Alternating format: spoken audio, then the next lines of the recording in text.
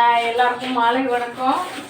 ஊர்லேருந்து வந்தேன், பயங்கர டயர்டு. வீடியோ போட்டிருக்கேன். 2 நாளாக செம வேலை. வந்த உடனே படுத்துக்கணும்னு வந்தேன். அங்கேருந்து வந்து பார்த்தா குட்டி கோழி பண்ணையில் ஒரு கோழி குறுக்கிட்டு உட்காந்துட்டு இருந்தது. நாளைக்கு வியாழக்கிழமை சாப்பிட மாட்டோம், வெள்ளிக்கிழமை சனிக்கிழமையும் செய்ய முடியாது. அதனால் கஷ்டப்பட்டு வளர்த்தி வீணாக போயிடும். கஷ்டம்னு நானே அதுக்கு பாருங்கள் ஒரு 1/2 கிலோ இருக்கும். 1/2 கிலோவுக்கு மேலே, 1/2 கிலோ அவ்வளோதான். 1/2 கிலோவுக்கு மேலே இருக்கும். சரி, கொஞ்சம் 1 கிலோ பக்கமாக வந்து பிரியாணி செஞ்சிடலான்னு பார்த்தேன். 1/2 கிலோ தான் இருக்கும், அதனால் குழம்பு வச்சிடலாம் வாங்க. இதுக்கு என்னென்ன தேவை பாருங்கள். இஞ்சி வந்து 1/2 கிலோ தான் இருக்குது, அதனால் ஒரு 5 ரூபாய் இஞ்சி.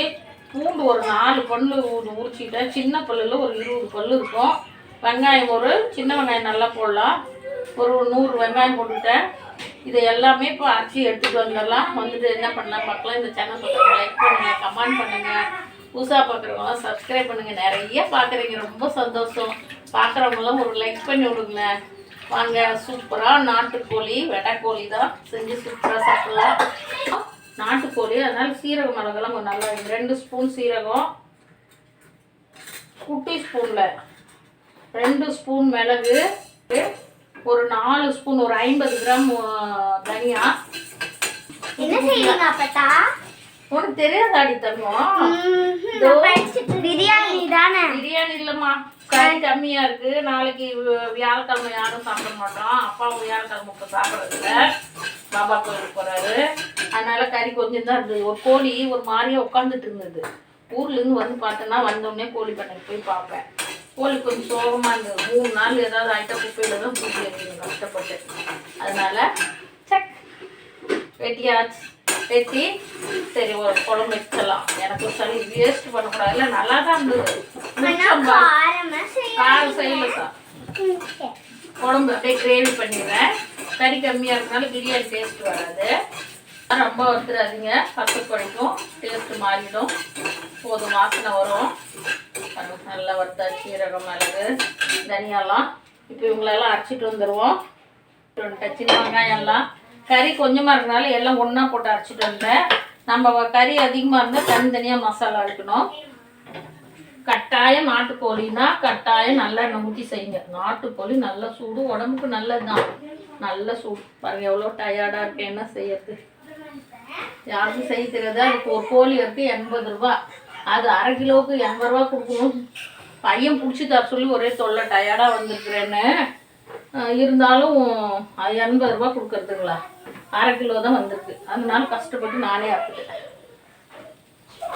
நான் சின்ன வயசுலேருந்தே கோழி அறுத்து கற்றுக்கிட்டேன், அதனால் அறுத்துட்டேன். 2 சீரகம் போட்டுக்கலாம். நல்லெண்ணெய் ஊற்றியாச்சு. கொஞ்சம் எல்லா வீடியோவும் போடுவேன். கல்லுப்பு போட்டுட்டிங்கன்னா அடி பிடிக்காது. பாருங்க, பெரிய தக்காளி 1 நெய்ஸாக அரைச்சிட்டு வந்துட்டேன். இதே கொத்தமல்லி தழை போட்டு அரைச்சிட்டேன். தக்காளி 2 வதக்கி போட்டு தேங்காய் இருந்தால் கிளி போட்டு அரைச்சி அப்படியே ஊற்றினீங்கன்னா சூப்பராக இருக்கும். நான் சும்மா கொஞ்சமாக 1/2 கிலோ கம்மியாக தான் இருக்குது, குட்டி கோழி. அதனால் போட்டு தேங்காய் ஊற்றாத மசாலா அரைச்சி ஊற்றி தக்காளி ஊற்றி அப்படியே வதக்கி செய்ய போகிறேன். பாருங்கள், ஒரே ஒரு பச்சை மிளகா போட்டுக்கலாம். பாருங்கள், நல்லா 100 வெங்காயம், சின்ன வெங்காயம் நிறைய போட்டிருக்கேன். இஞ்சி பூண்டு எல்லாம் போட்டிருக்கேன். எல்லாருக்கும் கொஞ்சம் சளியாகவும் இருக்குது. ஊர்லேருந்து வந்த உடனே படுத்துக்கலான்னு நினச்சேன். வந்து குளிச்சுடுவேன். எப்போ ஊர்லேருந்து வந்து குளிச்சுட்டு படுக்கலான்னு நினச்சேன். உள்ளே நுழைஞ்ச உடனே டாக் ரியான் ஒரு பக்கம் நாய் சொல்லுது, ஒரே கத்து. சிம்பா ஒரு பக்கம் நாய் சொல்லுது. வந்து சிம்பாவுக்கு மீன் போட்டு சாதம் வச்சுட்டு, ரியானுக்கு கொஞ்சம் சாப்பாடு, சிக்கன் குழம்பு இருந்து கொஞ்சம் கிரேவி இருந்து வச்சு 2 பேரும் வாக்கிங், ரியானை வாக்கிங் கூப்பிட்டு போயிட்டு போனால் கட்டின பின்னாடி தான் அது திருப்தியாக இருக்காது. இந்த மாதிரி இருக்குது. 2 நாள் தான் விட்டுட்டு போனேன். அரைச்சிட்டு வந்துடுவோம். சூப்பராக சிக்கன் கிரேவி. வாங்க, சூப்பராக சாப்பிடலாம். இஞ்சி பூண்டு நல்லா வதங்கிடுச்சு. நல்லா நெய்ஸாக அரைச்சிக்கோங்க, அப்போ தான் குழம்பு நல்லாயிருக்கும். நல்லா வதங்கிடுச்சு. தங்கம் நீ தான் செட் ஆகும், அவர் செட் ஆக மாட்டோம்.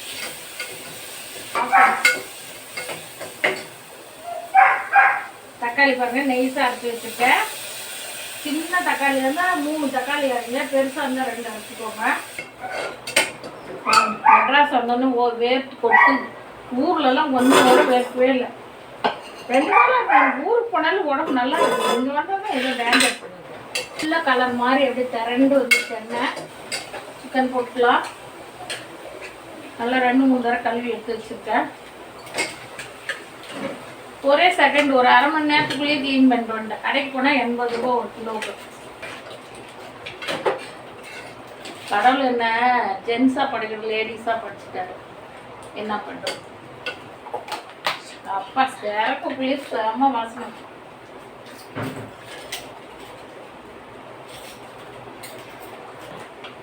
ஏற்கனவே எல்லாம் போட்டு அரைச்சிட்டோம்.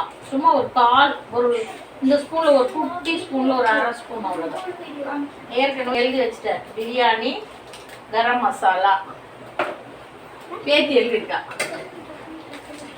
பாருங்க. எங்கள் பேத்தி பிரியாணி ஏன்னா நிறைய பவுடர் பண்ணி வச்சுருக்கேன். அதனால் ஒன்றுக்கு ஒன்று மாறிடும்னு அழகாக எழுதி வச்சுருக்கா பாருங்க. பிரியாணி எனக்கு இங்கிலீஷில் வராதுன்னு மேலே பிரியாணின்னு தமிழில் போட்டு கீழே இங்கிலீஷில் எழுதிட்டா கரம் மசாலா. இது மஞ்சத்தூள் ஒரு அரை ஸ்பூன் போட்டுக்கலாம். இன்னும் கொஞ்ச நாள் மார்க்காக இருந்தால் 2-3 நாளில் அவ்வளோதான். எங்கள் பசங்க பேத்தி பேரன்னு சொல்கிற மாதிரி ஆதான். வாங்க அப்போ டயர்டாயிடுச்சு. இருந்து பார்ப்போம். தேங்காய் ஊற்றா செஞ்சுருக்கேன். ஊர் மசால் வேறு காரம் எப்படி இருக்குன்னு தெரியல. சூப்பர் பாருங்க. தேங்காய் ஊற்றாது எவ்வளோ திக்காக இருக்குது. நல்லாயிருக்கு.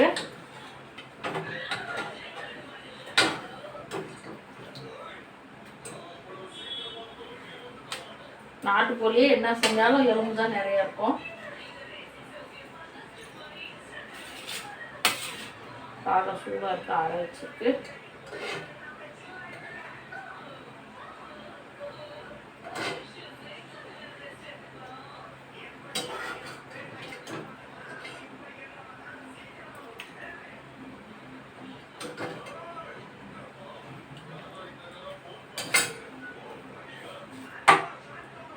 நாட்டுக்கோழி கிரேவி சூப்பராக ரெடி. வாங்க. சென்னையில் மழைன்னா மழை பாருங்கள். வில்லேஜ் வீட்டிலேருந்து வந்து உடனே ஒரு கோழி பிடிச்சி அறுத்து கிரேவி பண்ணி சாதம் சுட சுட வாங்க சாப்பிட்லாம்.